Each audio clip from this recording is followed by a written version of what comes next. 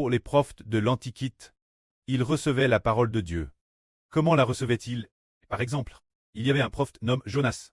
Il se peut que pendant qu'il dormait, soudain une voix lui dise l'oreille. Élève-toi. Va Ninive. Alors, Jonas entendit la voix de Dieu. Puis elle dit encore, va Ninive. Et avertis les gens de Ninive avec mes paroles. Ainsi, Jonas entendit la voix de Dieu. C'est ainsi pour les prophètes de l'Antiquité. Ils entendaient directement la voix de Dieu dans leurs oreilles. Alors, ils notaient les paroles de Dieu et transmettaient les paroles de Dieu aux personnes concernées. De telles personnes sont appelées prophètes. Ceux qui reçoivent la parole de Dieu sont appelés prophètes.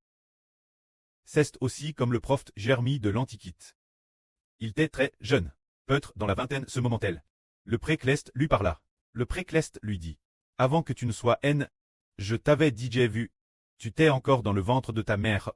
Je t'avais déjà établi comme mon prophète. Tu dois donc sortir, je vais t'envoyer. Viens, transmets mes paroles au peuple de Juda, afin qu'ils reviennent vers moi, car ils adoraient des idoles. Ce moment-là, le précleste parlait au prophète Jérémie. Tel le prophète Jérémie, il entendait de ses propres oreilles la voix de Dieu. Alors, il nota les paroles de Dieu. Les paroles de Dieu, il avertit les Israélites exactement comme elles étaient. Une telle personne est un prophète. C'est aussi comme le prophète Mose de l'Antiquité. Tout comme le prophète Mose de l'Antiquité. Le précleste lui dit, tu dois dire Pharaon, laisse partir mon peuple d'Égypte, afin qu'il puisse me servir. Ce sont les prophètes de l'Antiquité. Le prophète Mose de l'Antiquité. C'est ainsi qu'il entendait la parole de Dieu. Et il transmettait alors la vraie de Dieu. Mais, comment ces prophètes de l'Antiquité recevaient-ils la parole de Dieu? D'où cela venait-il? C'était toujours en entendant la voix de Dieu dans leurs oreilles. En entendant la voix du précleste Jéhovah dans leurs oreilles, et alors, ils transmettaient la parole de Dieu. Mais ce que le précleste donne au frère Ashbert, n'est-ce pas ainsi? Les paroles que le précleste donne au frère Ashbert ne sont pas entendues dans ses oreilles. Le frère Ashbert ne l'a entendu qu'une seule fois dans ses oreilles. C'était quand le précleste a dit, l'Éternel Dieu est ton preux. Par cette fois, toutes les autres fois. Cela provient de l'Esprit. C'est pourquoi le précleste a dit Ashbert, le 18 juillet 2025. Il a dit, le Saint-Esprit l'intérieur des Ashbert a dit, je n'ai pas besoin d'interroger Dieu comme les prophètes de l'Antiquité. Pas besoin d'interroger le précleste et le Seigneur comme les anciens prophètes.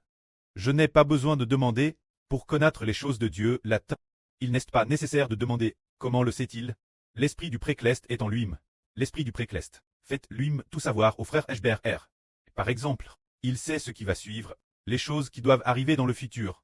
Il sait aussi comment exhorter les frères et sœurs. Comment battre le peuple de Dieu. L'esprit du pré est directement dans le frère Hébert. Faisant savoir au frère Ashbert, ou l'esprit du pré, directement. Parlez directement par la bouche de frère Ashbert, pour que frère Hébert comprenne. Ainsi, pour quelle raison?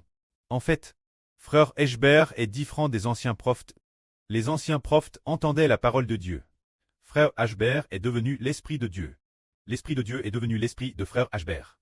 L'Esprit du Seigneur Christ est devenu l'Esprit de frère Hébert. Ceux dire. Le précleste et le Seigneur on donne son nom frère Ashbert. Le nom que les anciens prophètes recevaient, c'était le nom de prophète. Mais quand frère Ashbert, il a reçu le nom de Dieu et du Seigneur. C'est pour cette raison que le pré veut confier toute la maison et tout le royaume. Et les donner ce fils. Ainsi, l'esprit du pré et du Seigneur. On tous te donne ce fils. Que la gloire soit au pré et au Seigneur. Amen.